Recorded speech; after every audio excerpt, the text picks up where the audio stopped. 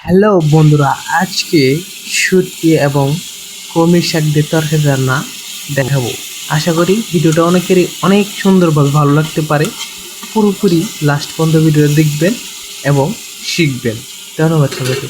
প্রথমে এভাবে ময় মশলা দিয়ে কেড়ে লাস্তে তারপর মনে করেন যে এই যে শাকগুলা দিয়ে দেব। দিয়ে দেওয়ার পর একটু লাড়াচাড়া দিতে দিতে যখন একটু মিক্স হয়ে যাবে তখন ঢাকনাটা সুন্দরভাবে দিয়ে দেব। বুঝছেন? কিছুক্ষণ পর পর একটু করে লাড়া দেব, তাতে করে তরকারির স্বাদটা দ্বিগুণ করে বেড়ে যাবে। বুঝছেন? সব শাক একসাথে দিয়ে নিলাম।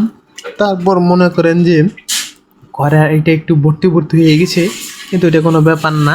যখন সিদ্ধ হয়ে যাবে সব পাতা একত্রে অল্প হয়ে যাবে।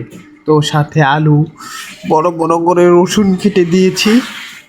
তো ভিডিওগুলো দেখতে থাকেন এবং এই কমলি শাক ডাল দিয়ে এই তরকারিটা রান্না শিখেন। এখন দেখেন কিভাবে লাড়াচাড়া দিতে হয়, তারপর আবার ঢেকে দিতে হবে। ঢেকে দেওয়ার পরে কিছুক্ষণ পরে দেখেন তরকারি